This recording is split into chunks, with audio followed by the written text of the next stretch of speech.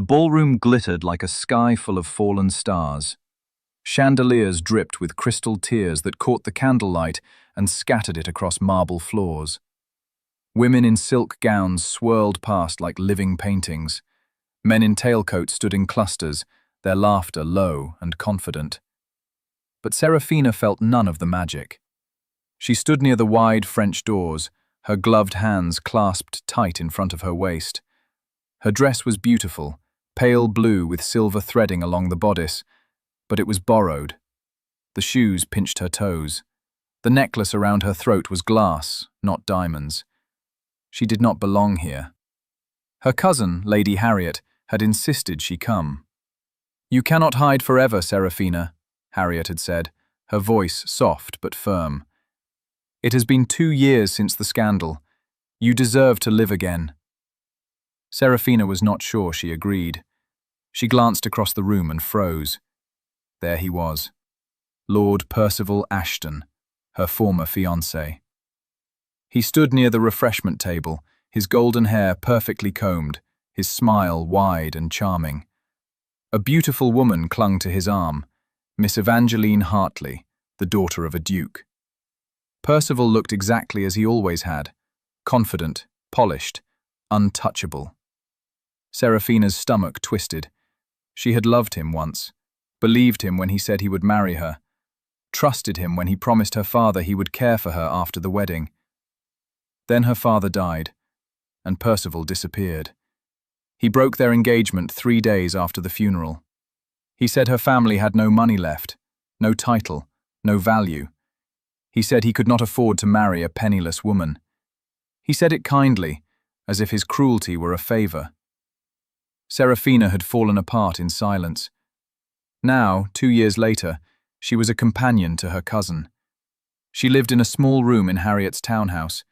She mended clothes, arranged flowers, and tried to pretend she did not feel invisible. She turned toward the doors, ready to slip outside into the garden where no one would see her. But before she could move, a voice called out across the room. "Serafina, is that you?" Her blood turned to ice. She turned slowly. Percival was walking toward her, his smile bright and false. Evangeline followed a step behind, her lips pressed into a thin line. Serafina's heart pounded. She wanted to run, but her feet would not move. Percival stopped in front of her, his eyes sweeping over her dress with barely hidden judgment. "It is you," he said, tilting his head. "I hardly recognized you. You look different." She forced herself to meet his gaze. "I am well, Lord Ashton. Thank you for asking." His smile widened. "Still so formal. You needn't be. We were once engaged, after all." Her throat tightened. She said nothing. Evangeline stepped forward, her eyes cold. "Percival, darling, who is this?" "An old friend," Percival said smoothly. "Miss Serafina Claremont. We were close once, before her family lost everything." The words hit like a slap. Serafina felt her cheeks burn. Around them, a few guests turned to look. Whispers started, soft and sharp. Percival leaned closer, his voice dropping to a mocking whisper. "Tell me, Serafina, have you found another gentleman willing to marry you? Or are you still alone?" She swallowed hard. Her hands trembled. She hated that he could still hurt her. Before she could answer, the ballroom doors opened. A man stepped inside. He was tall, dressed in plain dark clothing, black trousers, a simple white shirt, a coat that looked well worn. His hair was black and slightly too long, falling across his forehead. His face was sharp and serious, his jaw shadowed with stubble. His eyes, dark blue, almost gray, swept the room with quiet intensity. He looked nothing like the other men here. No medals, no embroidery, no polish. He looked like a servant. Serafina watched as he walked across the room, his steps sure and steady. He did not look at anyone.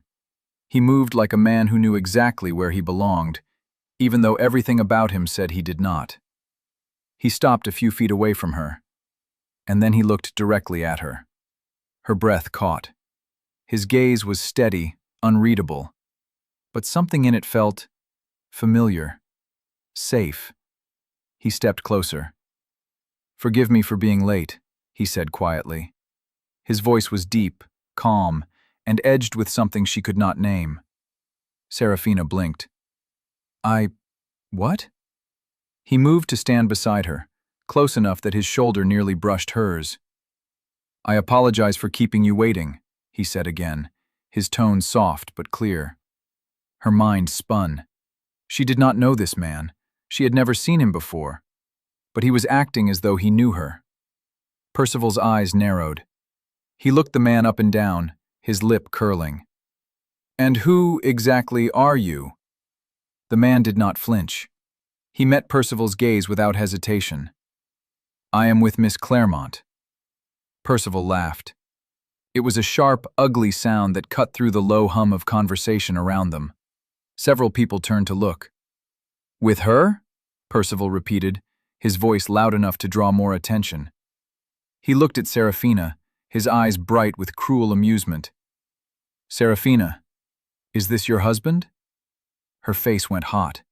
Her throat closed. Evangeline gasped softly, covering her mouth with her gloved hand. Her eyes gleamed with delight. "He looks like a stable hand," Percival continued, his grin widening. "Did you marry a servant, Serafina? Is this what you have been reduced to?" Laughter rippled through the nearby guests. Serafina felt the weight of every stare. Her chest tightened. She wanted to disappear. But the man beside her did not move. He stood perfectly still, his expression calm and unreadable. Then, slowly, he turned his head to look at Percival. "Yes," he said quietly, "I am her husband." The room seemed to tilt. Serafina's heart stopped. She stared at him, her lips parted in shock.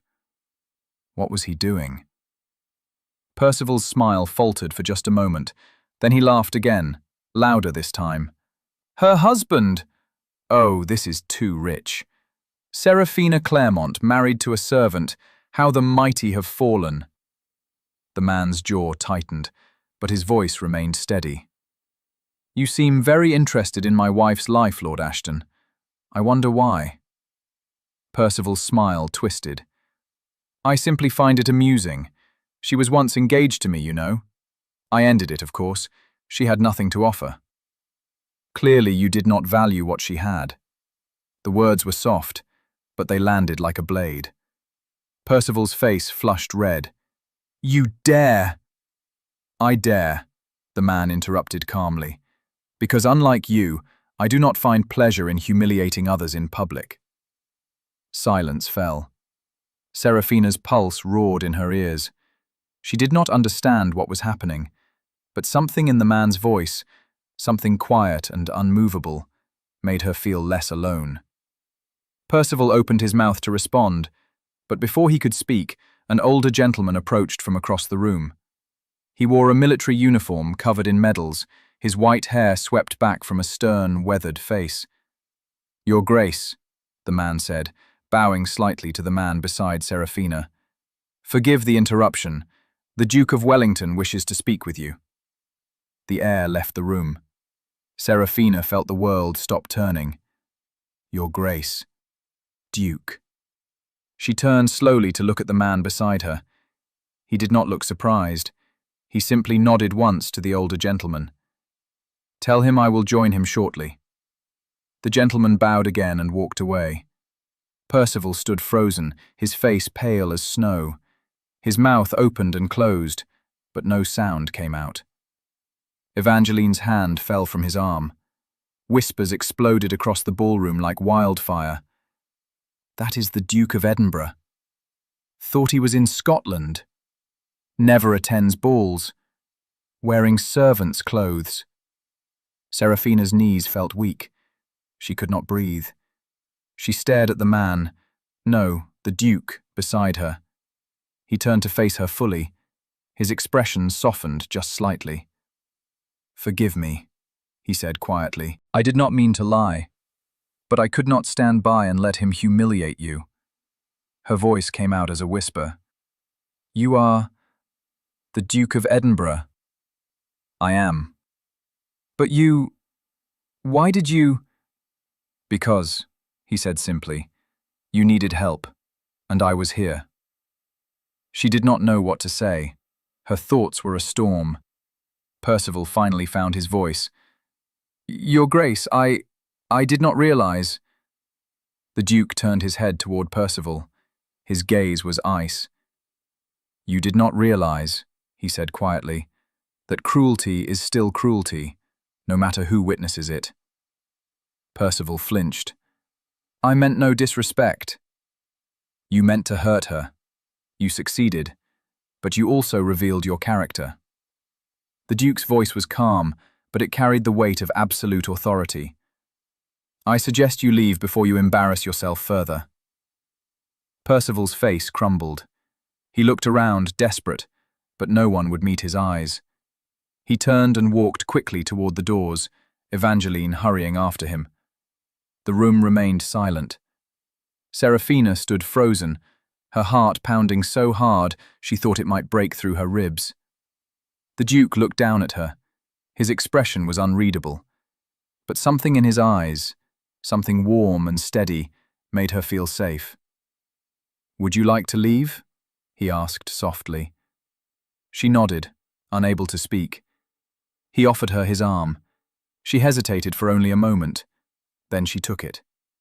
Together, they walked through the ballroom, past the staring guests, and out into the cool night air. And Seraphina knew, with absolute certainty, that her life had just changed forever. But she did not yet know how. The garden was quiet. Lanterns hung from the trees, casting soft pools of golden light across the gravel paths. The sound of music and laughter from the ballroom drifted faintly through the open doors. But here, beneath the stars, the world felt distant. Seraphina stood near a stone fountain, her hands pressed against the cool edge. Her mind was spinning. She could not catch her breath. The Duke stood a few feet away, his hands clasped behind his back. He did not speak. He simply waited. Finally, she turned to face him. "Why did you do that?" she asked, her voice trembling. He met her gaze steadily. "Because it was the right thing to do." "You lied. You told him you were my husband." "I did." "Why?" He was silent for a moment. Then he stepped closer, his expression serious. "Because I saw the look on your face when he spoke to you. I saw the way he tried to break you in front of everyone. And I could not let it continue." Her throat tightened. "You do not even know me." "No," he agreed quietly. "But I know cruelty when I see it. And I know what it feels like to be powerless." She blinked, surprised. You are the Duke of Edinburgh. You have more power than anyone in this room." A faint, bitter smile touched his lips. "Power does not protect you from all wounds." Something in his voice, something raw and honest, made her chest ache. She looked down at her hands. "Everyone will talk about this. They will say I deceived them, that I claimed to be married to a duke." "Let them talk." "You do not understand. I have already lost everything. My reputation is all I have left." "Your reputation," he said gently, "is not worth protecting if it requires you to accept humiliation in silence." She looked up at him, startled. He held her gaze. "You did nothing wrong tonight. He did. And if anyone speaks poorly of you because I chose to defend you, then they are not worth your concern." Tears burned behind her eyes. She blinked them back. "Why do you care?" He hesitated. For the first time, she saw uncertainty flicker across his face. "Because," he said slowly, "I have spent the last 5 years trying to forget what it feels like to care about anyone. And tonight, when I saw you standing there, alone and hurting, I remembered." Her breath caught. He looked away, his jaw tight. "Forgive me. That was too much. No, she whispered. It was honest. He turned back to her, his eyes searching hers. For a long moment, neither of them spoke. Then, quietly, he said, "May I ask you a question?" She nodded. "Why were you at the ball tonight? You did not seem happy to be there." She let out a shaky breath. "My cousin insisted I attend. She thought it would be good for me to rejoin society." "And has it been good for you?" "No." The word came out bitter. "It has reminded me of everything I lost." "What did you lose?" She looked at him, surprised by the directness of the question. But there was no judgment in his eyes, only quiet curiosity. "My father," she said softly. "He died 2 years ago. We had no money left. My fiancé, Lord Ashton, ended our engagement. I became a companion to my cousin. I am no one now." "You are not no one." "I am invisible. I see you." The words were so simple, so quiet, but they shattered something inside her. She turned away, blinking hard against the tears that threatened to fall. "You should not have intervened. You will regret it." "I do not think I will." "You do not know what you have started. People will expect." "I do not care what people expect." She laughed, a sharp, broken sound. "You say that now, but when the gossip begins—" Serafina. Her name on his lips stopped her. She looked at him. He stepped closer, his expression serious. "I am not afraid of gossip. I have lived through worse. And if my actions tonight cause trouble, I will handle it. But I will not apologize for helping you." She stared at him, her heart pounding. "Who are you?" she whispered. His lips curved into the faintest smile. "I am Rowan Blackwood, Duke of Edinburgh, and, for tonight at least, your husband." Her breath hitched. "You cannot say things like that." "Why not?" Because it is not real." "Perhaps not," he said softly. "But it felt real, did it not?" She could not answer. He studied her for a moment longer. Then he took a step back, his expression shifting into something more formal. "I should return you to your cousin," he said quietly. "She will be worried." Serafina nodded, though her legs felt unsteady. He offered her his arm again. She took it. Together, they walked back toward the ballroom. But as they reached the doors, Rowan paused. "Serafina," he said softly. She looked up at him. "If you ever need help," he said, his voice serious, "you may send word to me. I mean that." Her throat tightened. "Why would you offer that?" "Because tonight proved that you have no one to protect you, and that is unacceptable." She did not know what to say. He bowed slightly, his eyes never leaving hers. "Good night, Miss Claremont." "Good night, Your Grace." He turned and walked away, disappearing into the crowd. Serafina stood frozen, her hand still warm where his arm had been. She did not understand what had just happened, but she knew, deep in her bones, that everything had changed. 3 days later, the gossip reached her. Serafina sat in the small parlour of her cousin's townhouse, her hands folded in her lap. Harriet paced in front of the fireplace, her face flushed with anger. "They are saying you claim to be married to the Duke of Edinburgh," Harriet said, her voice tight. "They are saying you lied to make yourself seem important." Serafina's chest ached. "I did not claim anything. He said it, not me." "Then why did he say it?" Harriet demanded. "Why would the Duke of Edinburgh, one of the most powerful men in England, pretend to be your husband?" "I do not know," Serafina whispered. Harriet stopped pacing. She looked at Serafina, her eyes softening. "What happened that night?" Serafina told her everything. Percival's cruelty, Rowan's intervention, the way he had stood beside her, calm and unmovable, as if she mattered. When she finished, Harriet sat down heavily in the chair across from her. "He defended you," Harriet said slowly. "Yes." "And then he left." "Yes." Harriet frowned. "That is unusual." "I know. Do you think he meant what he said? About sending word if you need help?" Serafina shook her head. "I do not know. But it does not matter. I will not send word. I cannot." "Why not?" "Because I do not want to be a burden. I have been a burden long enough." Harriet reached across and took Serafina's hand.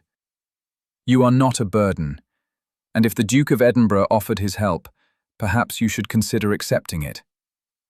"I barely know him." "But he knows cruelty when he sees it. He said so himself." Serafina looked down at their joined hands. "I do not want to owe him anything." "Perhaps," Harriet said gently, "he does not expect anything in return." Serafina did not answer. But later that night, as she lay in her small bed, staring up at the dark ceiling, she could not stop thinking about Rowan's words. "I see you." No one had said anything like that to her in 2 years. She closed her eyes and tried to push the memory away, but it clung to her like a shadow.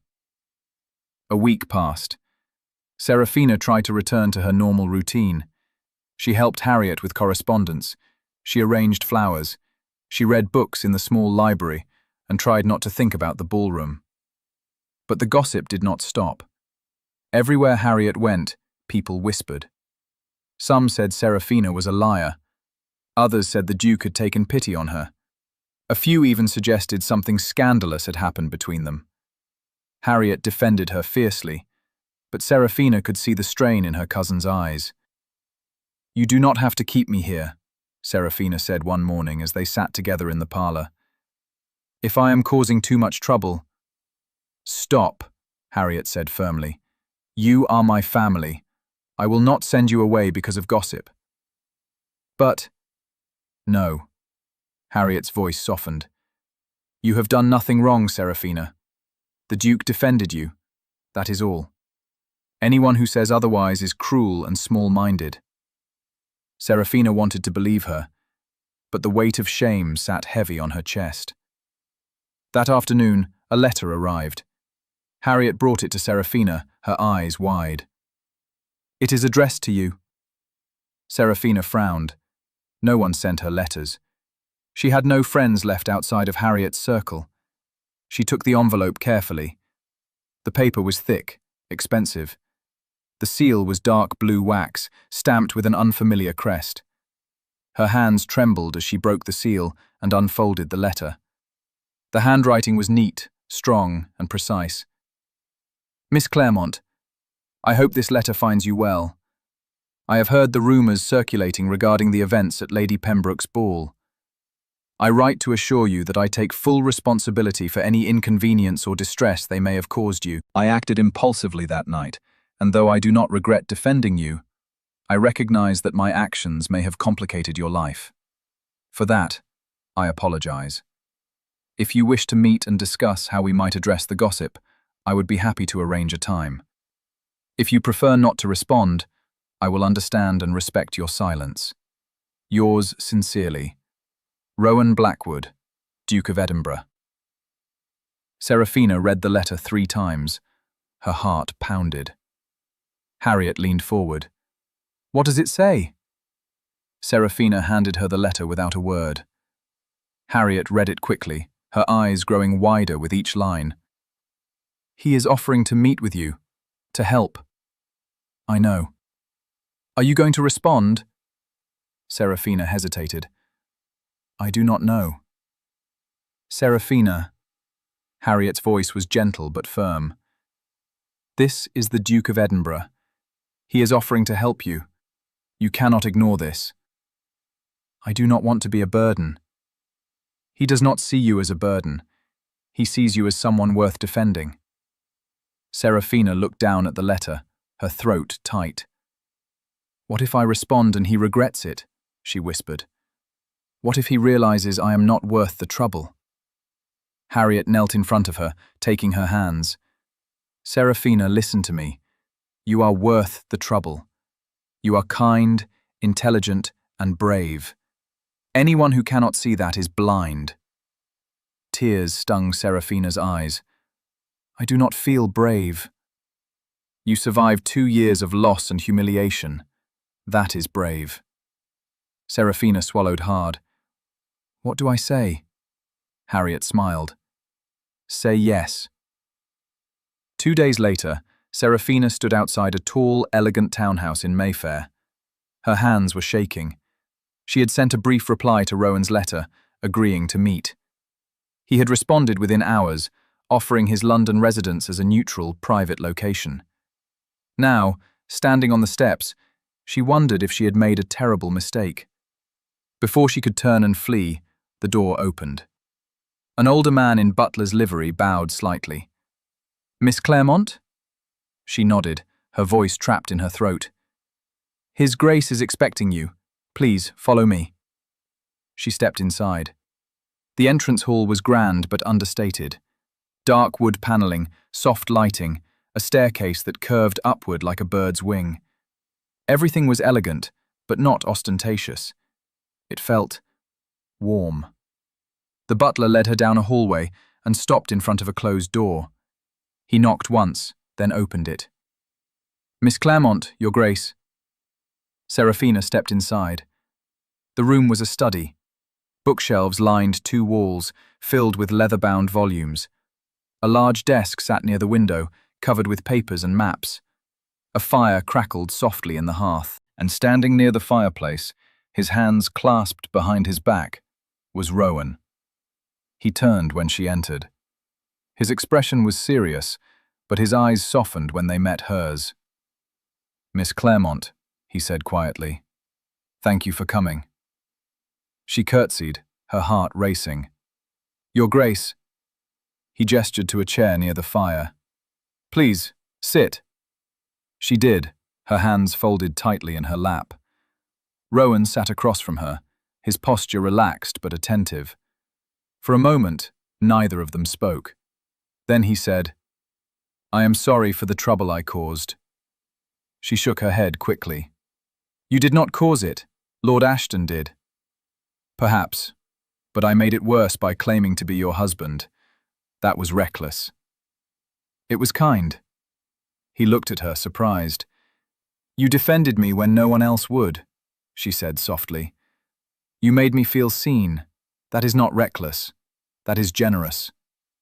His jaw tightened. I do not feel generous. I feel angry. At me? At him. At the world that allowed him to treat you that way. Her breath caught. He looked away, his hands clenched on the arms of his chair. I have spent years trying not to care about things I cannot control, but when I saw you standing there, alone and hurting, I could not look away. Why? She whispered. He was silent for a long moment. Then he said, Because I know what it feels like to be invisible. She stared at him. You? You are the Duke of Edinburgh. Everyone sees you. They see my title. They see my land, my money, my position. But they do not see me. His voice was quiet, almost hollow. I have been alone for a long time, he continued, and I have convinced myself that it does not matter, that I do not need anyone. He looked at her, his eyes dark and shadowed. But that night, when I saw you, I remembered what it felt like to want to protect someone, and I could not walk away. Serafina's chest ached. You barely know me. I know enough. You do not. Then tell me. She blinked. What? Tell me who you are, not who you were before your father died, not who Percival wanted you to be, who you are now. She did not know how to answer. No one had ever asked her that. She looked down at her hands. I do not know anymore. Then we will figure it out together. Her head snapped up. Together? He leaned forward, his gaze steady. The gossip will not stop, Serafina. Not unless we give them something else to talk about. What do you mean? He hesitated. Then he said slowly, I am proposing an arrangement. Her heart stopped. What kind of arrangement? A marriage. In name only. The world tilted. She stared at him, unable to breathe. You want to marry me? I want to protect you, and this is the only way I know how. But why would you do that? You do not owe me anything. No, he agreed, but I want to help you, and I think, perhaps, you could help me as well. How? He stood and walked to the window, his back to her. I am expected to marry, to produce an heir, but I have no interest in the kind of marriage society expects, one filled with pretense and performance.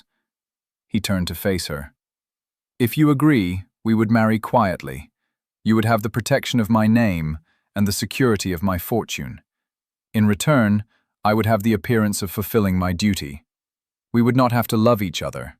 We would simply coexist. Serafina could not think, could not breathe. This is insane, she whispered. Perhaps, but it would solve both of our problems. You do not have problems. You are a duke. I have more problems than you know. Something in his voice, something raw and wounded, made her believe him. She stood slowly, her legs unsteady. You are asking me to marry you, a man I have known for less than 2 weeks. Yes. Why? He crossed the room and stopped in front of her. His eyes were serious, searching. Because, he said quietly, I saw you, Serafina.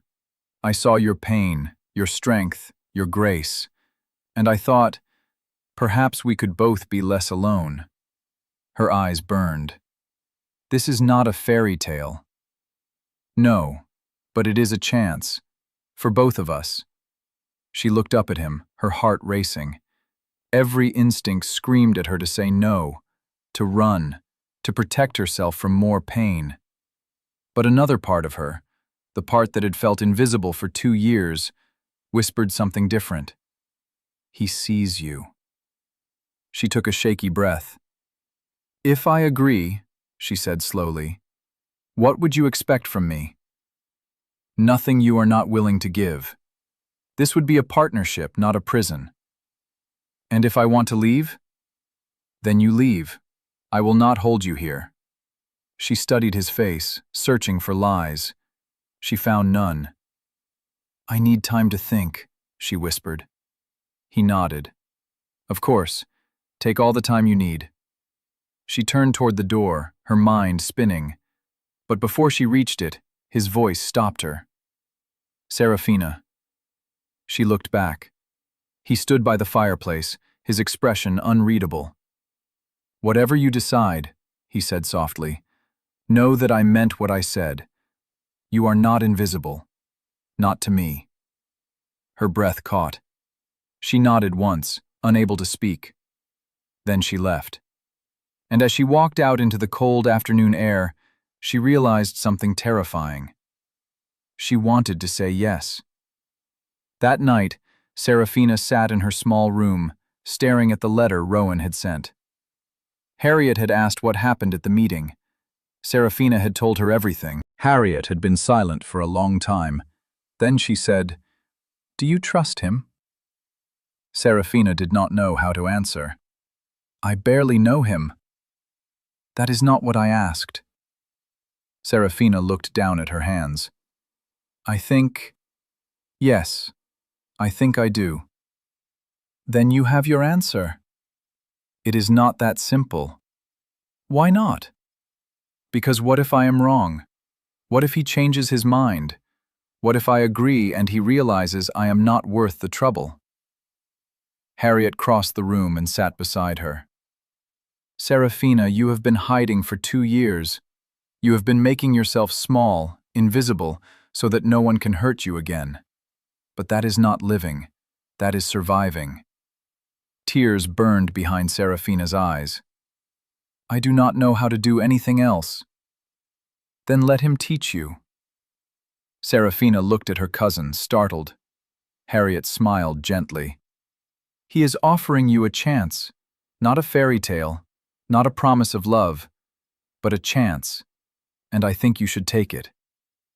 What if I fail? What if you do not? Serafina closed her eyes. She thought about Rowan's words. I see you. You are not invisible. We could both be less alone. She thought about the way he had stood beside her at the ball, calm and unshakable. She thought about the way he had looked at her in his study, serious and honest. And she thought about the life she had been living, small, quiet, safe, empty. She opened her eyes. I am going to say yes, she whispered.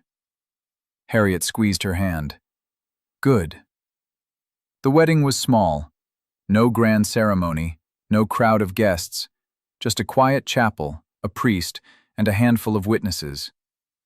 Serafina wore a simple white dress that Harriet had helped her find. Her hands shook as she stood at the altar.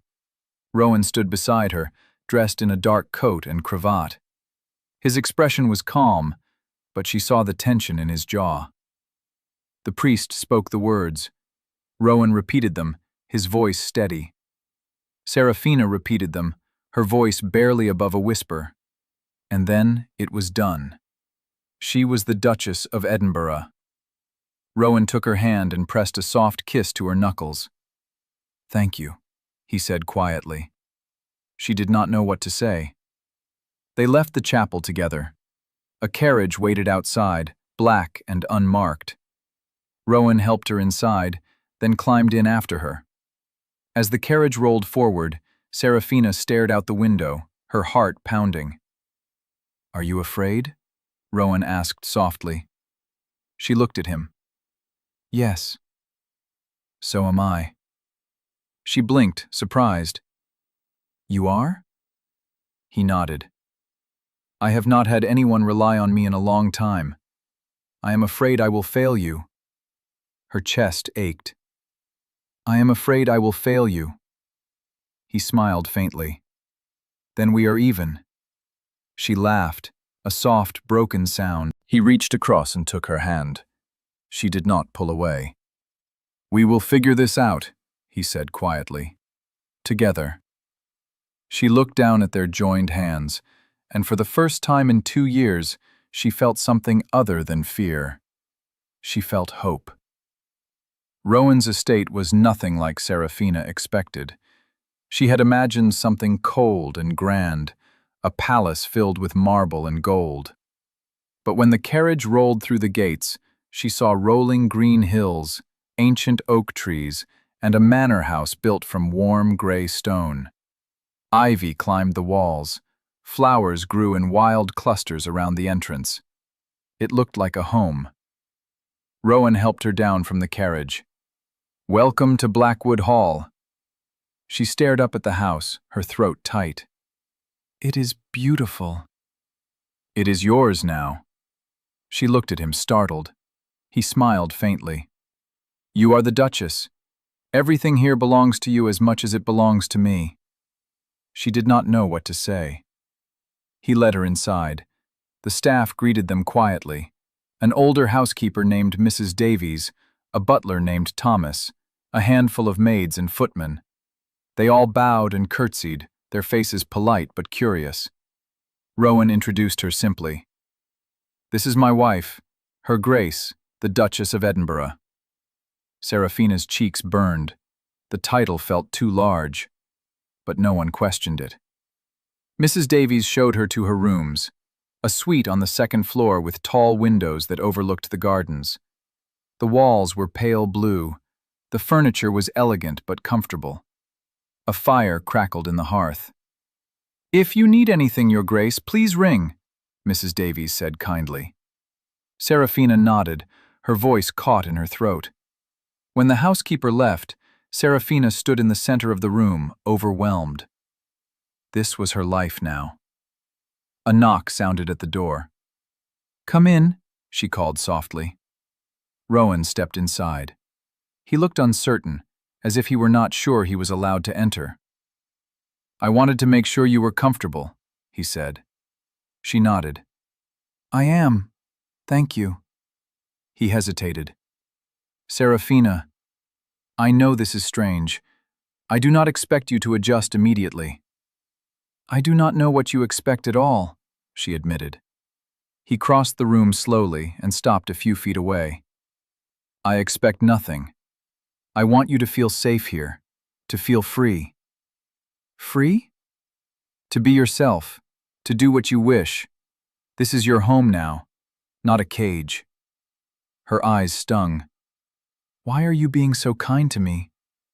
He looked at her for a long moment.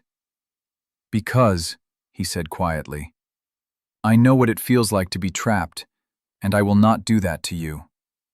She did not understand, but she did not press. He stepped back toward the door. "I will leave you to rest. If you need me, my rooms are at the end of the hall." "Rowan." He stopped, turning back. "Thank you," she whispered. He nodded once. Then he left. Serafina sat down on the edge of the bed, her hands trembling. She did not know what kind of marriage this would be, but for the first time in 2 years, she felt like she had a future. The first week passed quietly. Serafina spent her days exploring the house, walking through the gardens, and learning the rhythms of the estate. The staff were kind but kept their distance, uncertain how to treat her. Rowan was polite but distant. He took his meals with her, asked about her day, and made sure she had everything she needed. But he did not touch her, did not ask anything of her. It was exactly as he had promised, a marriage in name only. And yet, Serafina found herself lonely. She had thought she wanted distance, safety, protection. But now, sitting across from Rowan at dinner each night, watching him read quietly in the library, she realized something unexpected. She wanted to know him. One evening, as they sat together in the drawing room, she finally gathered the courage to speak. "Rowan?" He looked up from his book. "Yes?" "Why did you agree to this? Truly." He closed the book slowly, his expression unreadable. "I told you, I needed to marry, and you needed protection. But there are dozens of women who would have married you, women with titles, wealth, connections. Why me?" He was silent for a long moment. Then he said, "Because you were the only one who did not want something from me." She blinked. "What do you mean?" "Every woman I have ever met has wanted my title, my money, or my influence. They have looked at me and seen what I could give them." He met her gaze. "But you looked at me and saw a stranger who offered help. You did not ask for anything. You did not expect anything. You were simply honest." Her breath caught. "I have been surrounded by people who want things from me for my entire life," he continued, "and I am tired, Serafina. I am tired of pretending, tired of performing, tired of being alone in a room full of people." His voice cracked slightly on the last word. She stood and crossed the room, sitting down beside him. "You are not alone now," she said softly. He looked at her, his eyes dark and filled with something she could not name. "Neither are you," he whispered. For a long moment they simply looked at each other. Then Rowan reached out and took her hand. His touch was warm, careful, tentative. She did not pull away. "I know this is not the marriage you dreamed of," he said quietly. "But I will try to be a good husband to you, in whatever way you need." "And I will try to be a good wife," she whispered. He smiled faintly. "I think you already are." Something in her chest loosened. For the first time since the wedding, she felt like she could breathe. 2 weeks later, Percival arrived. Serafina was in the garden when Thomas came to find her. "Your Grace," he said, his voice tight. "Lord Percival Ashton is here. He is demanding to see you." Her blood turned to ice. "He is here?" she whispered. Yes, Your Grace. His Grace asked that I inform you before allowing him entry. Seraphina's hands trembled. Where is Rowan? In his study, Your Grace. She stood quickly, her heart racing. Take me to him. Thomas led her through the house and knocked on the study door. Rowan opened it immediately. His eyes swept over her face, sharp and assessing. What is wrong? Percival is here. His expression darkened. Why? I do not know. He stepped past her, his jaw tight. Stay here. No, she grabbed his arm. I want to face him. He looked down at her, his eyes fierce. You do not have to. I know, but I want to.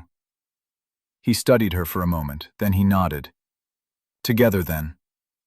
They walked to the entrance hall together. Percival stood near the door, his face flushed and angry. He looked thinner than she remembered, his eyes shadowed. When he saw them, his expression twisted. So it is true, he said, his voice sharp. You married him. Seraphina lifted her chin. Yes.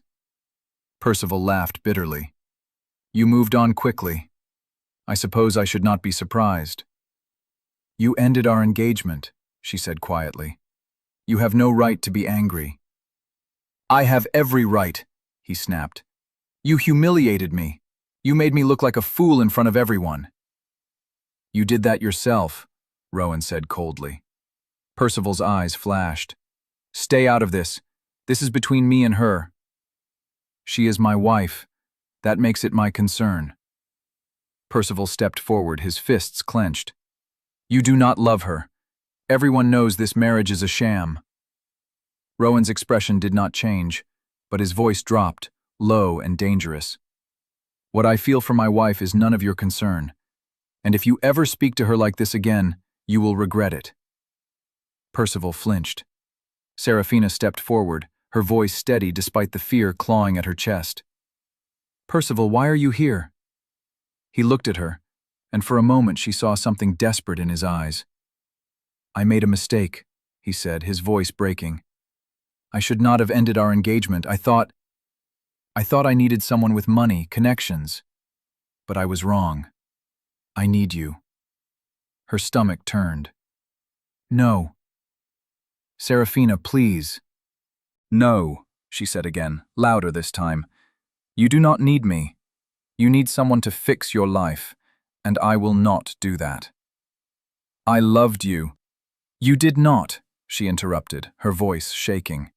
You loved the idea of me. You loved what I could give you. But you never saw me. Not really. Percival stared at her, his face pale. You need to leave, Rowan said quietly. Percival did not move. You will regret this, Seraphina. He will hurt you. Men like him always do. Men like me? Rowan repeated, his voice soft and deadly. Percival took a step back. You do not care about her. You only married her to stop the gossip. I married her, Rowan said slowly, because she deserved better than you. The words hung in the air like a blade. Percival's face crumbled.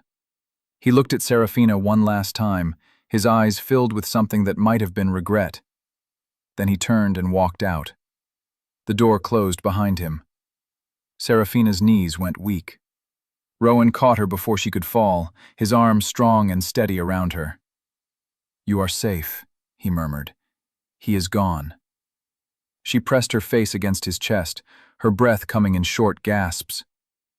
I was so afraid, she whispered. I know, but you were brave. I do not feel brave. You are. He pulled back slightly, looking down at her. You faced him. You stood your ground. That is courage, Seraphina. She looked up at him, her eyes wet with unshed tears. And then, without thinking, she reached up and touched his face. He froze. She traced the line of his jaw, feeling the roughness of stubble beneath her fingertips. Thank you, she whispered. For what? For protecting me. For believing me.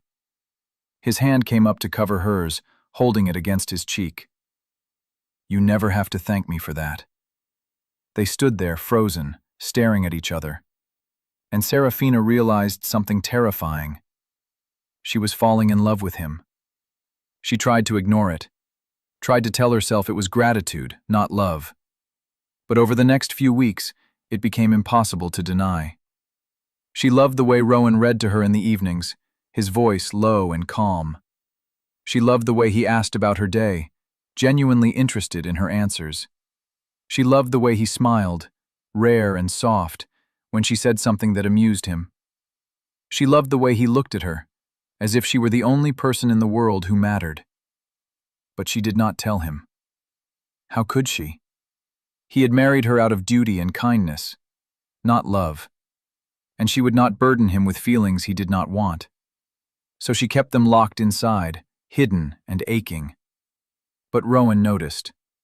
He always noticed. One night, as they sat together by the fire, he set down his book and looked at her. "Serafina." She glanced up. "Yes?" "Are you happy here?" The question surprised her. "Yes. Why do you ask?" "Because you seem distant, as if something is troubling you." Her heart pounded. "I am fine." "You are lying." She looked away. "I do not want to burden you." "You could never be a burden." The words broke something inside her. She stood quickly, her hands trembling. "I need to go to bed. Good night." She turned toward the door. "Serafina, wait!" But she did not stop. She walked quickly through the house, her vision blurred with tears. She reached her room and closed the door, leaning against it. A moment later, a knock sounded. "Serafina." Rowan's voice was soft but firm. "Please, talk to me." "I cannot." "Why not?" "Because I am afraid." There was a long silence. Then he said, "May I come in?" She hesitated. Then she opened the door. Rowan stood in the hallway, his face shadowed but his eyes bright. He stepped inside, closing the door behind him. "What are you afraid of?" he asked gently. She looked down at her hands. "Of ruining this." "Ruining what?" "This, us, this arrangement. I do not want to ask for more than you can give."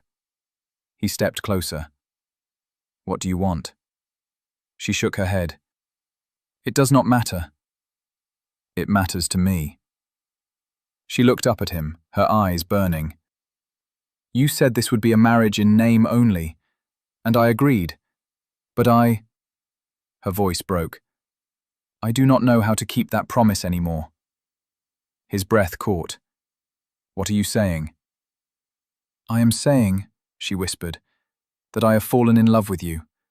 And I know I should not have. I know that is not what you wanted. But I cannot help it." Tears spilled down her cheeks. Rowan stared at her, his expression unreadable. Then, slowly, he reached out and cupped her face in his hands. "Serafina," he said softly, "I have been in love with you since the night I met you." Her world stopped. "You... what?" "I fell in love with you the moment I saw you standing in that ballroom, alone and hurting, and still refusing to break." His voice was raw, shaking. "I married you because I could not bear the thought of walking away. And I've been lying to myself every day since, pretending I did not want more." She could not breathe. "You love me?" "Yes."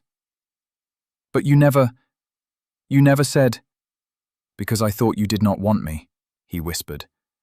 "I thought you only agreed to this marriage because you had no other choice. I did not want to trap you with feelings you did not return." She laughed, a broken, tearful sound. "I thought the same thing."